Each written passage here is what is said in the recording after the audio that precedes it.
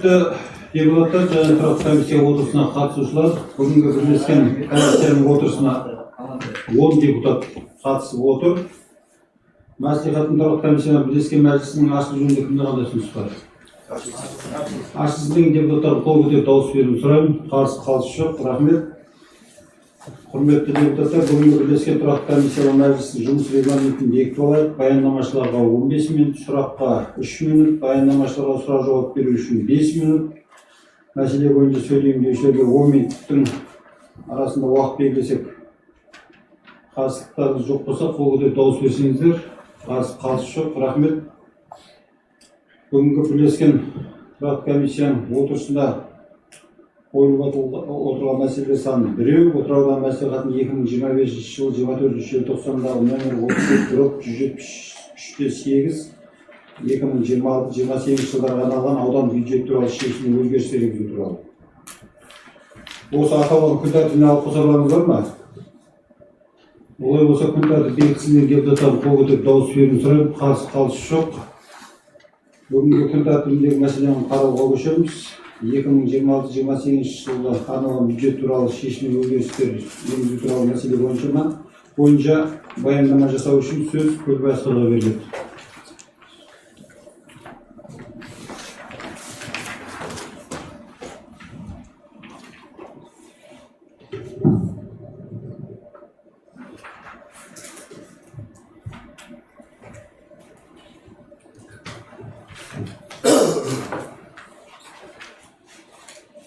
Ассалаумағалейкум, құрметті депутаттар. Бүгінгі мәслихат сессиясында біздің ұсынып отырған жалпы 2026-28 жылдарға арналған аудан бюджетін нақтылау бойынша баяндама жасасам. Қазақстан Республикасының 2025 жылғы 15 наурыздағы 177 бюджет кодексінің 96 бабының 3-ші тармағын басшылыққа ала отырып, 2026-28 жылдарға арналған аудан бюджетінің өзгерістер енгізу бойынша мәслихат шешімі жобасын ұсынып отырмыз. Түркістан облысы мәслихатының 2026 жылғы 19 ақпандағы 21-289 шешімінің 13-2026-28 жылдарға арналған облыс бюджет туралы Түркістан облысы мәслихатының 2025 жылғы 15 желтоқсандағы 20-268-8 шешіміне өзгерістер енгізу туралы шешіміне және Түркістан облысы әкімдігінің 2026 жылғы 26 ақпандағы 65 қаулысына сәйкес ұсынып отырмыз. Жалпы трансферттер көлемі 604.914 мың теңгеге ұлғайтылып отыр. Оның ішінде атап өтетін болсам, құрылыс бөліміне халықтың әлеуметтік осал топтарына коммуналдық тұрғын үй қорынан тұрғын үй сатып алуға 499.200 мың теңге қаржы берілді. Ауыл шаруашылығы бөліміне қаңғыбас иттер мен мысықтарды аулаудан және жоюды ұйымдастыруға 4.577 мың теңге, қараусыз қалған және қаңғыбас жануарларды уақытша ұстауға 384 мың теңге, қаңғыбас жануарларды егу және зарарсыздандыруға 753 мың теңге, жалпы көлемі 5.714 мың теңге қаржы беріліп отыр. Бұдан бөлек нысаналы даму трансферттеріне 100 миллион теңге беріліп отыр. Ол яғни газ жүйелерін дамытуға, Отырар ауданы Майақым ауыл округі, Майақым ауылындағы газ құбырының құрылысына 100 миллион теңге қаржы беріліп отыр. Жалпы көлемі сонда бізде жалпы трансферттер көлемі 604.914 мың теңге ұлғайтылып отыр. Келесі бізде жергілікті бюджетті нақтылау бойынша ұсыныстарымыз, оның ішінде кешегі облыстық мәслихаттың шешіміне сәйкес әлеуметтік салықты жыл басында 50% бекіткен болатын. Қазір таңда уақытша бюджет кодексінің 113 бабына сәйкес уақытша облыс алып қою мақсатында, жаңа облыстық қарыздарды өтеу мақсатында әлеуметтік салықты 95.2%-ға, облысқа, ауданға 4.8%-ға қалдырып отыр. Яғни 832.350 мың теңгені облысқа алып отыр. Ол қайда ма? Әзірге бізде уақытша деп отыр. Облыстың жыл соңындағы қарызын өтеу үшін барлық районнан алып отыр. Алдағы уақытта біз жұмыс жүргізіп, қайта қалпына келтіреміз деп отырмыз. Ертең өткенде бекіткен бюджеттерімізге толық байламайды ма? Табыс қаралуы үшін. Басқа аудандарда шаруамыз жоқ қой. 50-50 отыратқанын, бияқтан бізге Azgın 5%'a жеткізбейтін аяқтарын алып қойды, ол қалай болды? ертең 5%ға жетпей қалды. бұл миллиардқа көтеріп өздерінің несіне пайызына келтіріп отыр да бұл жерде бізге ешқандай несі жоқ. бірақ енді біз енді жұмысшы жүреміз. Жалпы біздің Барбадашиге қазір 700 миллион беріп отыр, газ жүйесіне 100 миллионы Майақұмға беріп отыр, одан кейін 499 миллионды жаңа тұрғын үйдің есебіне беріп отыр. Ертең республикадан ақша келеді, сол біздің әрбеттегі газ жүйесіне соны қайтарамыз деп отыр, олардың айтылған. Қайтып орнына қайтып береді. 199 миллион ол қанша 32 пәтерлі тұрғын үй сатып алды. қанша көмірші метр ол жерде? 1920 квадрат метр. Не, Қызылорда ма, Егей ма? Салынып тұрған. Біреу ма? Біреудің қанша дедіңіз? 1922 квадрат метр. 1922 сонда әр пәтерде қанша 32 пәтердің қаншадан бір однотипный ма или әртүрлі ма? Ол 3 бөлмелі, 2 бөлмелі, айтсайшы жауап берсейші. 65-66 шаршы метр. Шаршы метріне қаншадан түскен? Бөлмеге шаршы метрден артық ақша бермейді. 260 мың теңгеден түсіп квадрат метр. 160 мың теңге деп қарамақ па? Неғып 260 мың көрдік? Бар, бұрыннан өзі бекітілген. Былтырда осы ертіп алғанымызда 260 мың теңге квадрат метр. Әзір Черновоздардың өзі 380 мыңды 420 мыңға дейін болды. Тоқтаңыз, квадрат ең үлкен 67 дедің ба? Иә. Енді 60 шаршы метрге ғана ақша төлейміз, қалған үстіндегі 7 шаршы метрге ақша төлейміз. Ол мерзімге келісіп отыр. Олар проектісінде 7 шаршы метр асып кетіп отыр ма? Мен потолокпен жүріп мағын саған. Тоғыз қанша жаңағы 499 жоқ. Бұны біліп отырып қой суммасында. Несі квадрат қаншадан? 67 квадрат. 260 деп тұр ғой, 260. 1 шаршы метр 260. 30 квадрат қанша сатып аласыздар? 1920 ма? Жоқ, неғып күте тұрмаймыз? Асқар, неғып кейін ақша келген сатып алмайды, неғып бізді шақыру дейді, Bu yerде тоқтан келіп отырған ақшасы 50-60%, қалған 30% облыс бюджетінен қойып беріп отыр, республикадан келіп отырған. Кезектікте әр жиналыста газ көтеріп отыр ғой. Дайын болса оны алып мұқтаж азаматтарға беріп отыр, осы тұрған деп Жоқ, ол осы жерде тұрған беру керек. 2 миллион аса адам бар. Мысалы біздің ауылда бір кісі бар, өзі инвалид та, молдамыз, үйі жоқ, жайы жоқ, әр жерде неғып жүрген, молда деген статусы жоқ, сосын бірақ былайымша оқып берген білімі, ілімі бар кісі да. Сол қанша мәрте жаздым дейді, ешқандай бір ілінбейтін дейді, 10 жылдан бойы келатырмын дейді, оған қарастырмай ма? Қазір мына жерде осал тұстар деп қарасам, осал емес, басқа адамдар сияқты ғой, тізімі талқылаймыз ба, талқыламаймыз, 32 адамның несін спискісін көре аламыз ба, көре алмаймыз, былайша жүре бересіздер бұл. Ол арнайы комиссия өткізеді, тұрғын үй бөлімі. Тұрғын үй комиссияның өзі соның комиссияның ішінде депутаттар бар ма жоқ па? Кім бар арасында? Депутаттар кімсін ішінде? Оның ішіндегісін қарап атсыздар ма ішінде? Қандай адамдар батқан? сізге түсіндіріп айтып кетейінші. Тұрғын үй комиссиясы бойынша ол жерде 10 азаматтар бар. Тұрғын үй кезектілігіне сәйкес ол кезекте тұрған 2017 жылдан бері кезек қалыптасқан. Ол жерде сіз ойлағандай бұрмалаушылық ондайға жол жоқ деген несінде де халықтың әлеуметтік жағынан әлсіз топтары деген санатқа ақша берген кезде бюджетте солай беріп, осы көп балалы аналарға да солай 32 пәтерді былтыр. Ал кезекте тұрған азаматтар кім үй алғанын, фамилияны бәріңізге сұрасаңыз, официально бере аламын. Қай жылдан болса кезекте тұрған базадан комиссия қашан болды оған? Мысалы, бізге дайын болған кезде құрылыс бөлімі сол кезде біз комиссияға ұсынамыз. Комиссия осы аудан әкімінің орынбасарында өтеді. Оған бүкіл ауданнан 10 адам бар. Осы жылда комиссия қашан өткен? Ол үйді сатып алғаннан кейін, құрылыс бөлімі сатып алғаннан кейін үйді маған қабылдап өткізеді. Сол кезде. Сосын депутаттар ішінде мүше болсын дейсіз ғой. Былтырғы әр комиссия мүшесіне депутаттар ауыстыру керек емес па? Ауыстырып басқадан қойыңыздар. Нұржан болыпты былтыр, биік басқа біреу қойыңыздар. Ешқандай қарсылығым жоқ. Комиссияның составын қаяқта ол? көруге болмай ма? Кім бар екен ішінде? Болады. Әкеліп келесі Осыған да- сессия өтедіңіздер. Болмаса қазір әкеліңіздер. Осыған да ана 4 этаж беріңдер. Сол кезде болды ғой солар. Небір болып болды. Жаңағы квартираны беріп жүрмін. Ол жерде болашақ мынандай, бері айтып кетейін енді.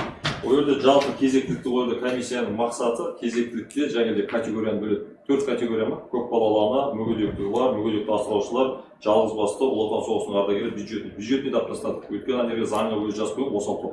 Ол жерде комиссияда тек қана бөлдік. Мысалға жаңағыдегі мүгедекті барларға өзі 25% болу керек, жетім балдарға. Одан кейін халық категорияға бөлетін сөйді көп. Қалғанның бәрі кезектілік бойынша очередпен сақталып берілді. Биылғы кешегі 25 май 2025-тен бастап қазір кезектіліктің бәрін береді. Тек қана сайт қазір оңтүстік қандай еді?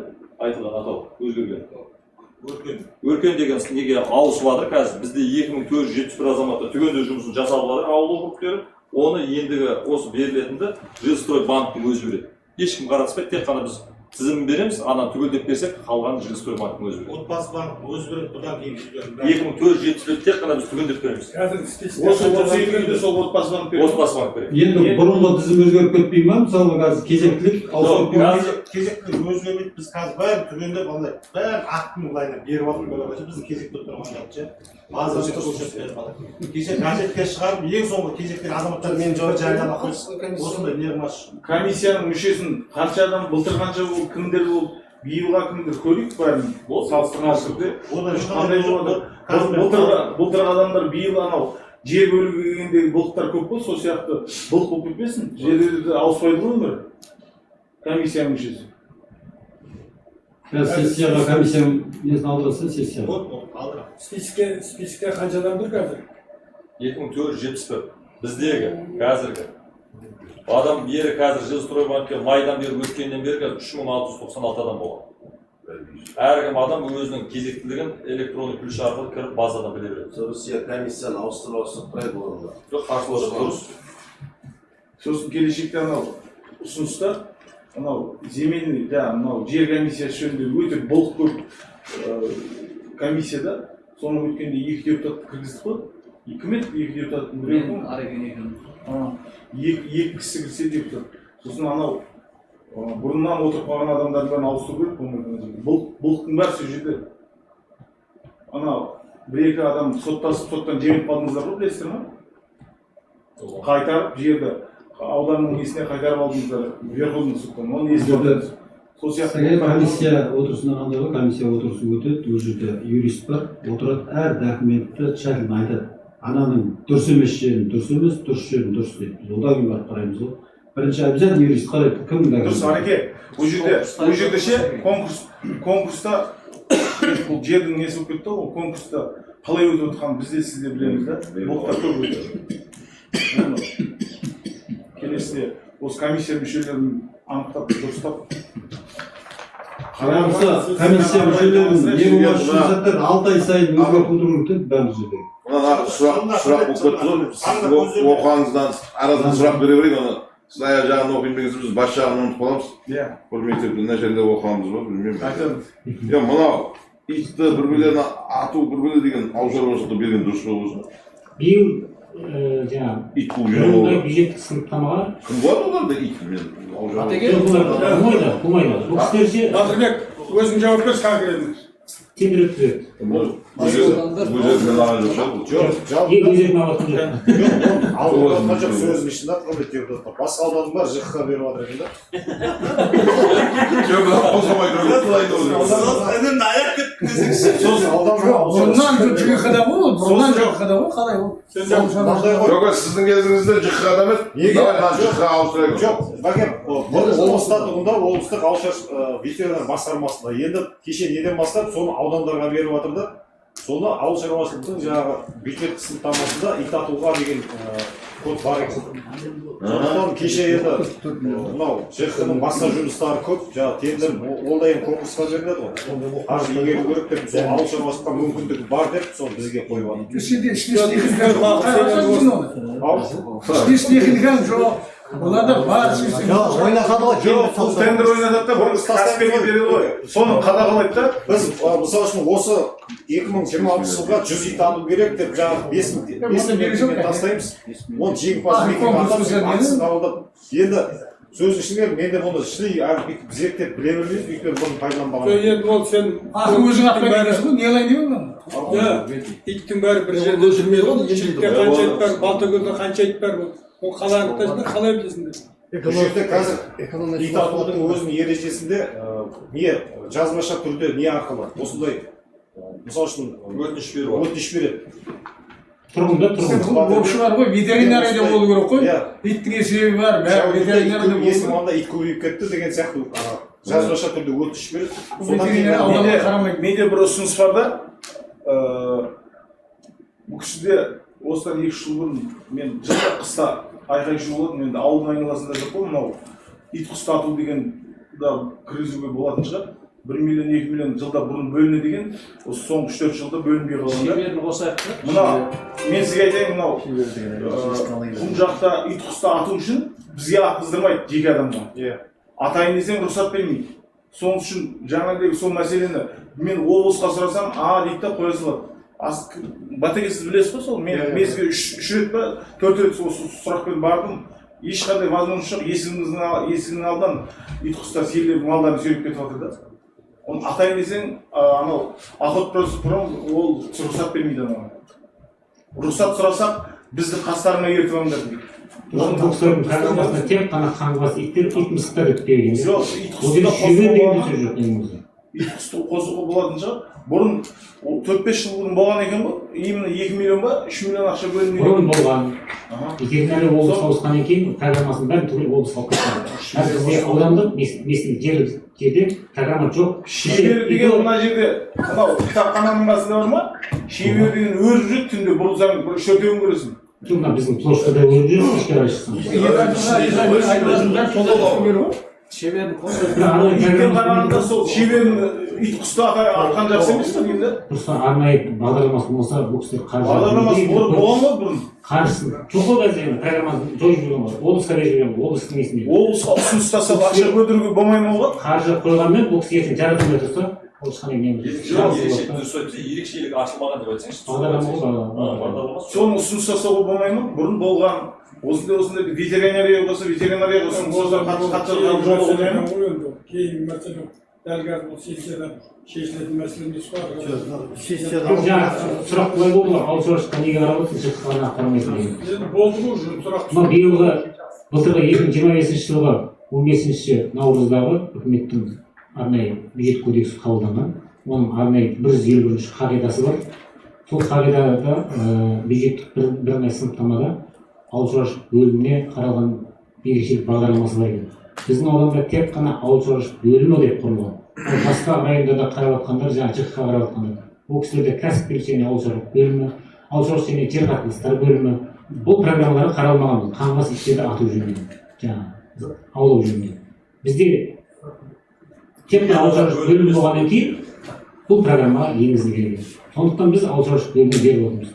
Ал енді бір жағынан ЖКХ бөлімінің жұмысы ауқымды болғаннан кейін талапқа сай болса бере беріңіздер, болды. Программаға сай беріп отырмыз, арнайы үкімет несінен. 5 миллион болғаннан кейін ауыл шаруашылықта кетіп тұр ғой, 20 миллион болса сәттер айырылмайды ғой. Өзім адам.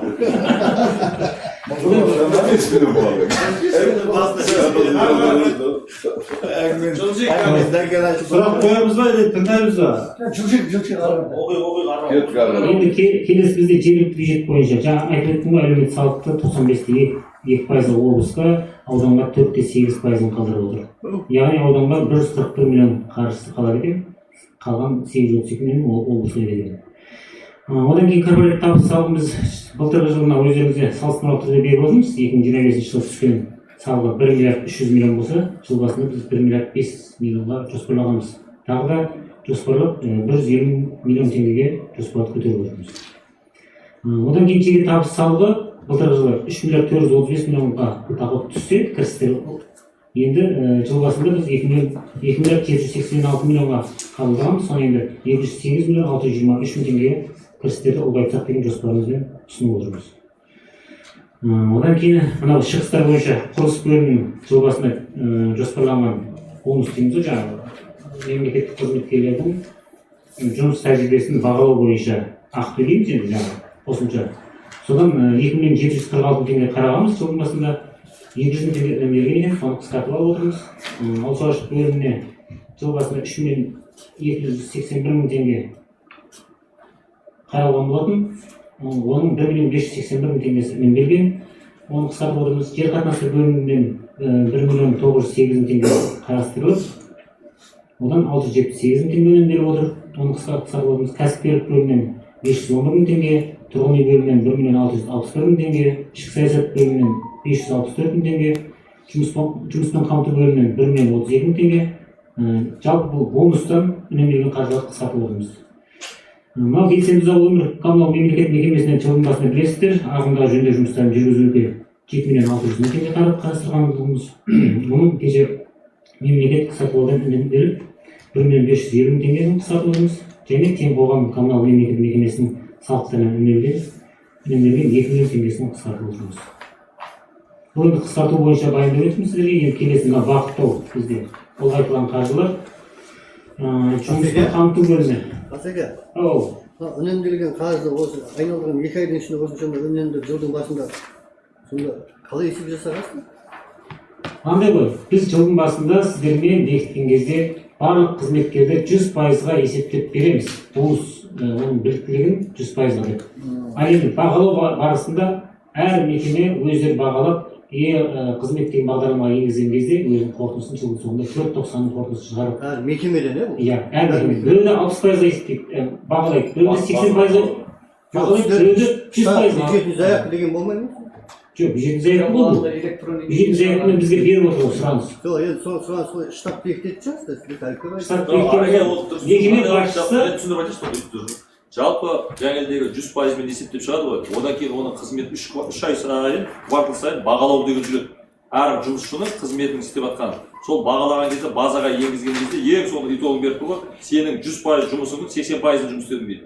Біреу 60%-ын жұмыс істедің дейді, біреу 40%. Соның есебінен үнемделген ақша болып тұр ғой бұл жерде. 4.90-ның қорытындысымен оның жылдың басында біз берген кезде, жылдың декабрьда бергенде оны қалай жұмыс істеген, ол базаға итогы шықпағаннан кейін біз біле алмаймыз ғой. 25 жыл түскен бюджет табыс салығына 3.435.797 теңге.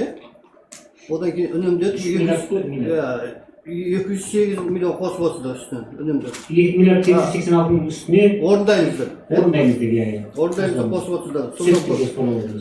Былтырғыдан бұның үстіне сонда әлі 400 миллиондай жетпейді екен да былтырғы орындауға. Енді әр неде түскеніне қарай аламыз ғой. Кірістердің түскеніне қарай көтереміз. Келесі бізде шығыстарды бағыттау бойынша, ұлғайту бойынша баяндап өтсем, ол жерде біздің жұмыспен қамту бөлімінің мемлекеттік атаулы әлеуметтік көмек бағдарламасына 40.983.000 теңге қаржыны қарастырып отырмыз. Бұл жерде әлеуметтік салаға айтып өтейін сіздерге. Жыл басында қаржы қарағанбыз, яғни 131 миллион теңге. Оның үстіндегі қосып жатқан қаржымызды бұл жұмыспен қамту бөлімі облысқа сұраныс берген. Алайда облыстан қаржы берілмегендіктен жергілікті бюджетке біз қазір жүктеп отыр. Сондықтан қосымша қаржыны беруге міндеттеліп отырмыз. Енді мемлекеттік атаулы әлеуметтік көмекке жыл басында 32.893.000 теңге қарастырған болатынбыз. Оның үстіне қосымша 40.983.000 теңге қаржыны бағыттап отырмыз. Жұмыспен қамту бөлімінің мүгедектігі бар адамдарды абилитациялауға және оңалтудың жеке бағдарламасына 224.961.000 теңге қосымша бағыттап отырмыз. Бұл бағдарламаға жыл басында 98.978.000 теңге қаралған. Біз алдағы уақытта тағы қосымша 62.264.000 теңге қосымша қаржы беруіміз керек болып тұр. Бұдан бөлек үйден тәрбиеленіп оқытылатын мүгедектігі бар балаларды материалдық қамтамасыз ету бойынша 12.456 теңге бағыттап отырмыз. Одан кейін тұрғын үй бөлімінің Шәуілдір, Мұңшқыр елді мекендерінде орналасқан көп қабатты тұрғын үйлер мен әлеуметтік нысандарға берілетін газ жүйелерінің ақысын төлеуге 90 миллион теңгені бағыттап отырмыз. Бізде қазіргі таңда Қазақгаз акционерлік қоғамының ауданынан қарызы желтоқсан-қаңтар айларында 68 миллион теңгені құрап отыр. Яғни қараша желтоқсан айларына 37 миллион теңге, қаңтар айына 31 миллион теңге шығып отыр. Мына ақпан айына 22 миллион теңге қарыз шығып отыр деген. Алдағы уақытта тағы да 22 миллион теңге шығуы мүмкін. Осы март айына қараған жоқпыз. Олар ақша түскенде Бұл енді түскен қарыздары отырар жылу мекемесінің жаңа несінен айлық жалақысынан артылып отқан жоқ. Қанша түседі? Ай Сонда сайын қанша түсті? әр тұрғын үй ақша, газ ақшаны төлемейміз. Жоқ, төлейді ғой. Мен шынын айтайын ба? Мен жылда бастадым. 3 жыл. Bir тиын ақша берген жоқ. Сәттерлер білмейді ғой бұлар. Bir тиын. Мен кете беруім, мен кеткен екен ақшаны үйді. Мен нағымды жаңа бар деп қой деп. Мен ойлаймын, мен нағым беріп қол қайтады. Бұны біз отырар жылуға беріп жатқан жоқпыз ғой. Отырар тұрғын үйдің несінде ғой. Қайыр әнші соған баратын ақша бұлар. Кәтенің және боксы деген жабуға барады. Жоқ, дұрыс қой енді. Саттар мынандай да, сұрақтар жылу бойынша. Жалпы дұрыс. Біздің енді мен ана 15 жыл аудан орталығында коммерческий объекттер бар. Дұрыс па? Тойхана бар, басқа бар. Осылардың кіріс шығыстарын білесің ба? Несін? Қанша түседі? Bir тойхана қанша береді, bir тойхана қанша төлейді? Қазір нақты білмеймін да, бірақ менде әр Менің объектімді есептетін дұрыс жылудың балдарын шақырып та, сол кезде кішкентай жердің өзінде бәлен тұрған суммасында. Сұрап ғой да. Ана 2 этаждың өзінде 400 мың сұрады. Сонда ол кішкентай тем более ол 20-да 20 үшін. заңды тұлғаларға, жеке тұлғаларға бөлек тариф бар. Сол бойынша қазір менде 78 бар, заңды тұлға бар, жалпыда мектеп бәрін қосқанымызда. Ал сосын нелер бар. Жеке тұрғындарға бөлек тариф. Бәрі қанша теңге доллар одан келісімшарттардың бәрі бар. Менің айтып отқаным кәсіпкерлік нысандарды ажыратып, дұрыс жаңағы мемлекеттік мекемелерді жаңағы мектеп соларды ғана жылытып, аналарды өзін өзі шығарсақ, сол дұрыс емес пе деймін. Чем одан шығын шығарып, одан мына жақтан тағы ақша төлесек, ана тарифте тағы ақша алса, жылу несі мекемесі әшейін сонда берген ақшаны ғана жаратып отыра беретін мекеме. Есеп жоқ та. Әбіген кезінде білесіз бе, әбдіғали жұмыстың кезінде осы сәләрмен жүргізді ғой. Ол кезде 260 миллиондай ақша келді. Оның бәрі түсініп отыр, оның бәрі түсініп. Әбіген біраз 160 миллионға комиссиялық нысандардан кесіп тастады. Өйткені жылу ол шаруалардың ішінде бармай қалды. Жоқ, сізде нақты не бар ма?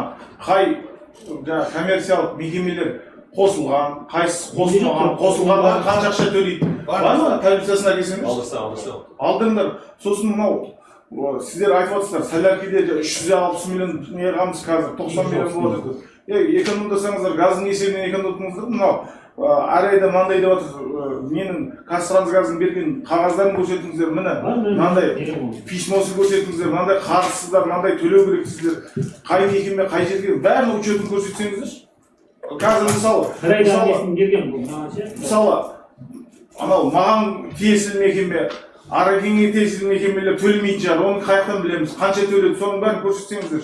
Қанша ақша түсіп отқанын білмейміз ғой, қаншасын қай жаққа жіберіп отқанын. Ойбай, серік төлемейді деген болмайды ол, жаным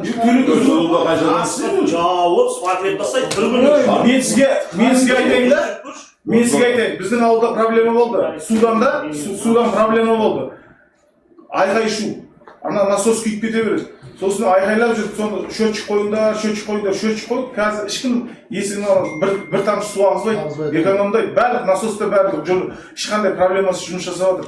Кішкентай қарау керек қой, ақшасын төлесін жылу ма, барлық жерде тиесілі ғой, мүгедек болса да.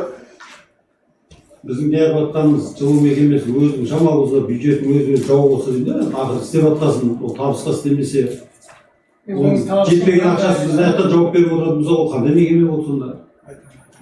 Қанша жұмысшы бар? 30 жұмысшы, 31 ма, 31 жалпы биыл 2026 жылда үкіметтің бағдарламасында жылу мекемесі жекешелендіруде тұр қазір. Қазір ол биылдан бастап жекешелендіруде. Арнайы іс-шара үкіметтің бағдарламасына еніп кеткен, ол жекешеленіп кетсе, ол жекешелендірген кезде условия қоямыз біз. Сен осы ауданның мына үйлерді қамтамасыз етесіңдер. Сол бойынша қазір облыста не отыр, қарап жатыр да. Мүмкін соны кетіп қалуы да мүмкін. Қазір бірінші бағымыз сол болып тұр. Содан беріп жатса, ол бірақ жаңағы сіздер айтқан мәліметтердің бәрі менде тұр, барлықтарына. Оған да ол жерде қызылда айтқан мәліметтердің бәрі бізде өзіміздің ішімізде контрольда бар. Ол қашан берсеңдерге қарап кетті ол. Менің кезімде де ол жекеменшік еді ғой. Мен сендерден аренда алам тұғын. Тұрғанымда бәрі кәдімгі. Сөйтіп аренда төлеп, одан кейін налогын төлеп, жыл суға 4 миллион 5 миллион төлейді тұрмыз ғой. Білмеймін сен қандай есеңді. Жалпы ол канализациямен екеуін қосқанда 75 миллион пайда бар жоғы да кіріс. Сөйтіп те оның айлығы бар, біреуге канализацияны бөліп тастаса бізге пайда бір шығын деп отыр.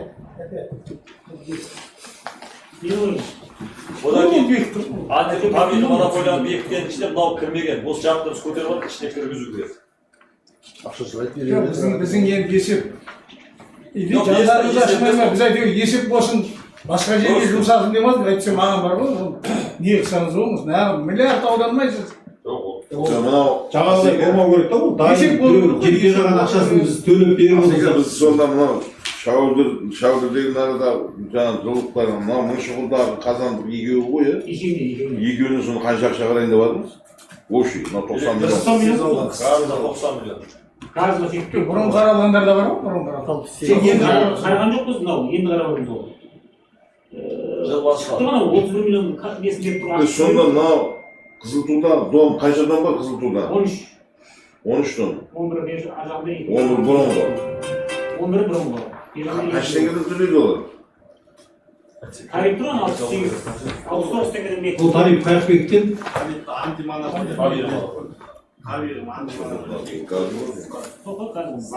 Қазір енді Салякиден газға өтті қанша эконом болды енді? Газда мен жүргенде, ең соңғы білетін кезде мен жылуда бас малым бар ғой, 360 миллион теңге газға Онда қанша төлейді қазір? сөйтіп оны біз былтыр соның арасында 70-60 көлемі жоқ, кейде 90 миллионға шығып отырып қойып. Сонда 200 миллиондай отырмыз былайынша енді. Иә, 200 миллион. Газ тиімді болып тұр ғой әрине. Ожан бәрін түсініп тұрмыз. Бізде енді мынандай да, мекеме бірақ вопрос қой жаңағы, мекеме жұмыс істейді. Ақша шеттейді, біз мына жақтан бере береміз да рахат ол 170-се 100. Оған сен беріп жатқан жоқпыз. Беріп жатқан жамай төлеп жатыр олар. Осыны айтып жатқаны, өзінің ақшасы өздері деген де біз қосымша беріп жатыр. Самұрықтан алатқандай болатынбыз ғой. Есебін берсін де Сәттер мынандай тұғын. Шақырмайды, Сәттер отчет берген кезде біз әр күннің температурасымен есеп беріңіз қазір біздің ақшаға. бүгін мысалға 10 градус болды, қанша жақтық? Кеше 12 градус болды, қанша жақтық? Қазір сессияға шақырсайық. Газ сессияға шақырып, мына салайық. Суық болған жоқ қой, суық болған жоқ қой. 11 үйде қанша квартира бар өзі? 11 үйде қанша квартира? Жоқ, өзі Саттар бетші қазір. Ең әдемісі алып келсін, қанша ортада коммерческий объектілер бар, қайсысы қанша деп бәрін алып келсін де сессияға. Ол ең әдемісі сол. Антимонополияда бекіткен жаңағы нелер бағаларды ала келді. Олар да басқа баяндамашылық сұрақтарыңыз бар ма? Сенге сосын мынау 224-тің үстіне 98 қаралған, әлі 386 миллион беріп тұр. Жақын аяғына. Сұрақ объектілерді қарайын деп тұрмын ғой иә. Берді ма сіздерге тағы жаңағы несін жүрашетін берді кісерістен олжас берді ма? Қанша адамға төлемесін? Сол Асқар әнеугі сол ет сатып алар кезде кірген баға сол дейді ғой. Қойып жүргенде сол ананы қысқартып, мынаны қысқартып. Сұрақ бар ма баяндамашы? Облыстан келіп тұр ғой қаржысы. Сұрақ жоқ па? Менде бір сұрақ бар. Осы әнеуінде бір сұрақ дейсілерді жауап беріп не алмайсыңдар? Анау атып жіберген нелерің бар ғой? Сәттер атып жіберді ма? Кім атып жіберді? Атып жіберді ғой мұнда, еті шандай екен. Жарылып кетті. Жарылып кетті, машина. Соның қаражатын қайтып алыңдар сендер. Біреу қожанасың ба, біреу беріп алып қайтып аласың сол. Мен соны түсіндім. Оны депутаттарға салған жоқсыңдар, бір сессияға қойған жоқсыңдар. Бір жерден қама тауып алдыңдар ма? Жоқ, сол ақша қайттан келді сол ақша. Құла берсең бар ма? Миллиард шығады. Анау 40 миллион берген, анадан бір берген. Ол жауап берген отырған жоқ қой, анау. Тендершілермен мәселені шешіп, телефон маған сұраныс келген жоқ, бюджеттен ақша қарап берген жоқ. Қайдан шықты сол ақша? Мен білмеймін ғой, мен білмеймін. Асеке сен білмеймін деген болмайды ғой. Көрді ақшаға сен ие емессің, сен қалай білмейсің? Бюджеттен ақша шықпаса мен қаяқтан жауап беремін сізге? Айтыңызшы болу керек. Қаяқтан шықпады ол? Сұрасаңызшы егесінен. Тұрғын үйдің егесінен. Саттар, саған қойылып отыр сұрақ. Кешегі тұрғын үйде жарылыс болған тұрғын үйдің ремонтына ақша қай жақтан қаралды? sponsorlar jilap olur mu? Ben 100 milyon akşamı sponsor jilap verdim. Koyup onu götürttüm. Qanday sponsor ular? 300 milyon sponsor veriyoruz var. O 100 milyon Evet, şimdi bu sırada şunlarında aytıp geldi. Nanday olgan. Anakşamdan yaptan tartkanımız деген мәселелерді айдындар olur. Hadi töbedece Ramazan ayında töbede Xudoy var ғой. Өйтіп не Құдай сендердің жолдас салдарын көп. Bir mərdə aytış, өстіп. Ана, мұнсы жетіп сағынасы қылып атсыздыңыз, маған мынандай кінәлі. Шынымен ғой, мен білеген нәрсені айттым, мен асемес өзім еркін. 300 milyon buraya sponsor Ол жерге біріншіде 100 миллион теңге ақша кеткен жоқ. Ол жерге кеткен ақша 36 миллион теңге ақша кеткен. Общий анау нелер бар, жасатқан жұмыстармен ол жерге 52 миллион теңге ақша расход кеткен. Ол 36 миллион таза материалмен жұмыс істеп 20 миллион. Кім спonsor болды? Ол мердігерлер осы ауданда жұмыс істеп жатқан бүкіл мердігерлер спонсор болды. Олар бар ма біреу мынандай ақша берді? Бар, тізімі бар. Бар, ешкі бар. Қай жерде ана біреу Нұржан отыр ғой, не? Осы жерде жігіттер де бар, жігіттер де бар, ремонтқа жәрдем Бірақ адам емес, жан-жақтан жиналып десе. Иә, ол бұрыннан жұмыс істеп жүрген бар, досы бар, жаран бар, жинап. Ана газға қаралған төлеп қойған ақшалар не oldu? Қайтты ма? Жоқ, сол кетті ме ол ақша? Сол домбаға, сол Ол беріп қойған ақшалар Ол домбаға қаралған ақша 8 миллион 100 мың теңге ақша қаралған бір сметаның ішінде. Ол ақшаның ішіндегі жұмыстарды толық біз неге экспедицияда дәлелдеп бердік төленген. Ол ақша сол домда тұр. Сол спонсорлықпен сол сметадағы жұмыстың бәрі восстановить етіп қойдық. 8 миллион 100 мың теңге 24 пеш қойылу керек болды. 24 пеш орнында тұр қазір. Енді арғы істелмейді, олардың Жігіттер, мен айттым сессияда. Жігітқа ақша кетіп жатыр, оны өмір бақи жаратамайды деп. Ең аяғында декабрлерде қаяқтан шыққан білмейсің, ана жерден біраз сынап көп, адам тоққан жерге, міне жерде асфальт, ондай ақша қараған жоқпыз біз. Оның бәрін айта берсең, тұрып кетсін оның бәрі. Сметаның ішінде бар ғой, қарастырған болсын. Жылдың басында қарап қойыңыздар. Басқа Сәті қыздырмаса Біткенде бітейік, тұрақты комиссияға жылудың бастығын шақырып, осыларды шешіп алайық та ма? Тұрақты комиссияда ма? Неге сессияға қойып, Сессияда ол аузын көп анер жеңгендесің ғой? Кетсе кетіп уақыт бар ғой? Ауылшаға дейін уақыт бар, не істейсіздер сессияда? Жоқ, ол тыңдайық та, одан кейін сессияға жібереміз, оны жібермейміз. Олар келем дегенше отырасыздар ма?